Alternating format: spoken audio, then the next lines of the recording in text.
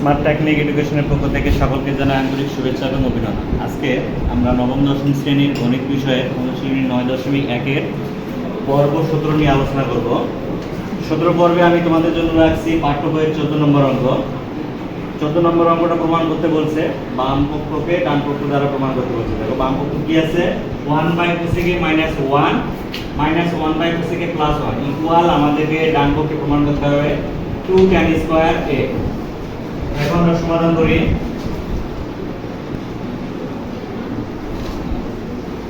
বাম পক্ষ 1/cosec a -1 1/cosec a +1। এর পরের লাইনে আমরা কি করতে পারি? পরের লাইনে আমাদেরকে করার একটাই করণীয় আছে, আমাদেরকে লসাগু করতে হবে, কারণ আমরা এগুলোকে আর ভাঙবো না, সরাসরি লসাগু করব। লসাগু করলে কি হবে দেখো, দুটো রাশি লসাগু হবে।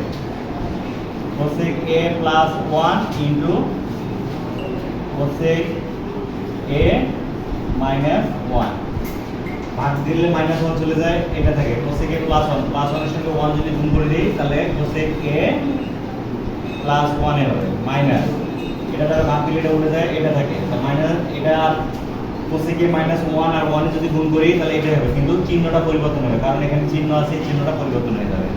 তাহলে cosec a +1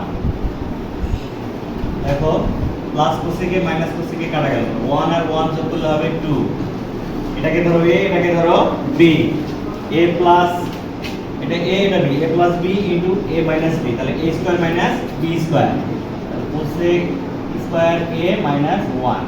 আমরা জানি cosec square a minus 1 equal tan, sorry cot, cot square a লিখতে পারি। cosec a square minus 1 equal আমরা জানি cot। এখন দেখো দুটাকে আমরা সাইডে রাখলাম, তাহলে 1/cot স্কয়ার a, দেখো 1/cot স্কয়ার a ইকুয়াল আমরা জানি tan, এর সঙ্গে যদি tanটা গুণ করে দেই তাহলে 2 tan স্কয়ার a।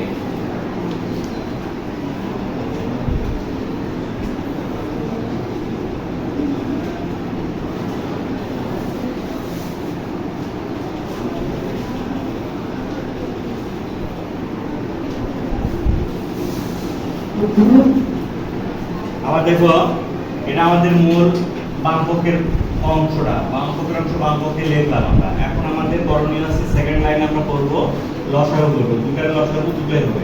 আচ্ছা এখন দেখো এটা দ্বারা যদি লসাগুটাকে ভাগ দেই তাহলে এটা উঠে যাবে, থাকে এখানে cosec a +1, cosec a +1 1 এর সঙ্গে যদি আমরা গুণ করে দেই তাহলে cosec a +1 এর হবে মাইনাস cosec a +1 দ্বারা যদি ভাগ দেই লসাগুকে তাহলে cosec a +1 উঠে যাবে, থাকে cosec a -1, cosec a -1 এর সঙ্গে 1 গুণ করলে এটাই হবে, কিন্তু মাঝখানে মাইনাস চিহ্ন থাকার কারণে -1টা পরিবর্তন হয়ে +1 হয়ে যাবে।